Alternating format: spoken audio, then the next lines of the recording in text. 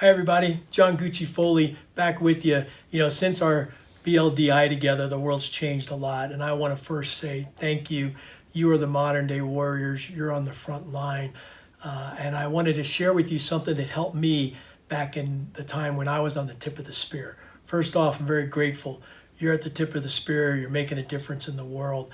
The concept I want to share, and I didn't get a chance to do this at the BLDI, was the difference between being scared and afraid.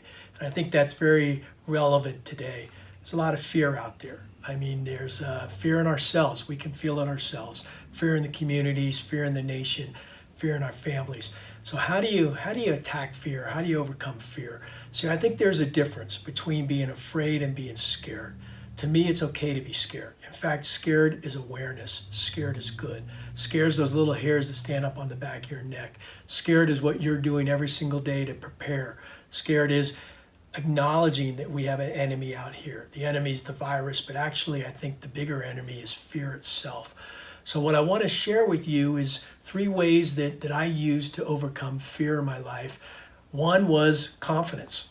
Reconnect with the confidence in yourself. Confidence in your training, confidence in your team members, the confidence in Baptist itself, the confidence in your leadership. You all are the leaders. Second is faith. And to me, I know you're faith-based and you get this. But faith is very critical here, a deep faith into our core, into the higher purpose, why we're doing the things we're doing, and how together our faith can really make a big difference. Third one's more tactical, and this will really help, and that's focus.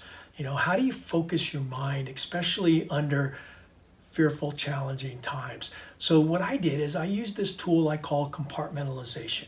You all probably understand this incredibly well, but I'll give you a technique how I used it. So landing jets on an aircraft carrier is challenging enough. Then you get nighttime involved. Then you get pitching deck. Then there's bad weather. Then you're low on fuel. Let me tell you, it's a lot of fear. And what I've learned to do is actually compartmentalize that fear and turn it into focused awareness. Focused awareness is the key here. So how did I do it? Well, number one, I just take any fear situations, I put them on the back of my mind. That's part of compartmentalization, meaning I can't do anything about that right now. I'll deal with it later. What I want to focus on is the task at hand. And when I was able to do that situational awareness, focus down like the patient who's in front of you, like your teammates that are around you, then I was able to really get that single point of focus.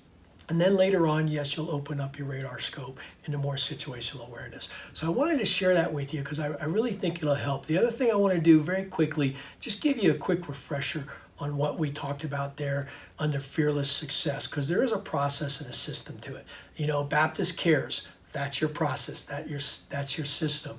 But think about what I talked about, beliefs. Remember, when we get challenged in times, sometimes we want to connect back to our vision. What do we believe? What is my limiting beliefs? Where am I allowing fear to come in? What's holding me back? What are my liberating beliefs?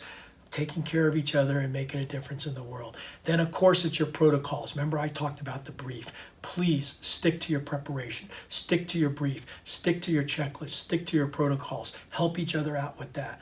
Execute every day in extremely high trust environments. Remember, I talked about the trust contracts, the verbal and nonverbal agreements between individuals, between you all, between you and the patients, between you and the community. And then the fourth one is the debrief. Please use this time to debrief quickly. Learn from every episode. Reinforce what's going well. Don't be afraid to call out. Remember the 5 dynamics I talked about. 1 is a safe environment with respect. 2 is we check our egos at the door. 3 is we lay it on the table. 4 is we have the ownership and that self-accountability. And 5 is the glad to be here. And that's how I want to wrap up this video, is connect back into that gratitude. In fact, my hope is the minute that you stop watching this video, you turn to someone and you tell them thank you. And you tell them why you're grateful.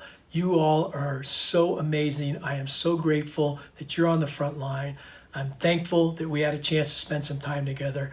I do want to send you some more messages that'll help in these times of challenges. Be strong, be grateful. Glad to be here. Gucci out.